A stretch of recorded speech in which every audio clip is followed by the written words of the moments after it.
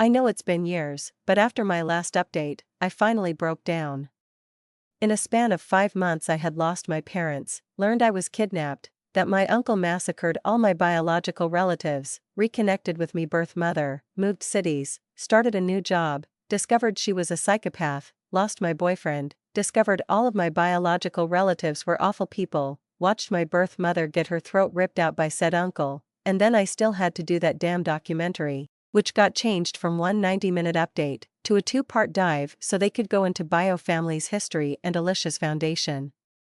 Not much more there beyond what Alicia confessed in the car and over our time together. I started therapy immediately and continue even 4 years later, although it's now mostly to help me handle the pressure of running a large foundation. I inherited everything from Alicia. I decided to take it over completely. I was definitely not ready, but managed to fake it till I made it. The staff helped tremendously, I think they appreciated the huge raises. My assistant no longer looks like she's trying to defuse a bomb every day. Overall things are going very well. I sold the company house, 2 of the cars, and cut back on per diem and trips. We restructured quite a bit. I mostly do speaking visits to high schools, shelters, etc. This is now the main focus of the company, although I did keep up with the galas and dinner for the elites. Their donations just go so far, even if I hate these events. We're up to 47% of all proceeds now going to help victims of domestic abuse. We also founded the Billy West Memorial Scholarship for kids in the foster care system. I never met him, but I think he would be proud of me. I also have no intention of ever looking deeper into my parentage. Billy and Val are my real fathers, Kim is my real mother, that is good enough for me. I know you all want to know, sadly Aaron and I never reconnected.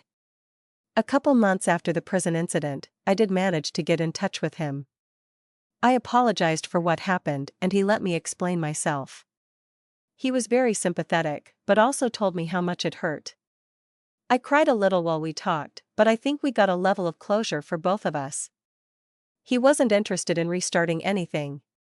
He had begun dating someone else about 6 weeks earlier. We remained friends on social media. He ended up marrying that girl and she is mega pregnant right now with their first child. He posts how excited he is almost every day. I'm happy for him, he deserves it. I tracked down Robert, my great-aunt's son, an only known biological relative who isn't in prison, dead, or just a total POS. He has had a hard life being on his own since 17 but made the most of it. He's not rich, but has a good life. He lives in California, runs his own wellness business, and has been married to his husband Orlando for 10 years. I sent them a very late wedding gift.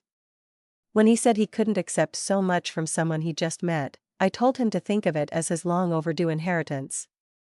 We still message and last year I got to meet him face to face for the first time.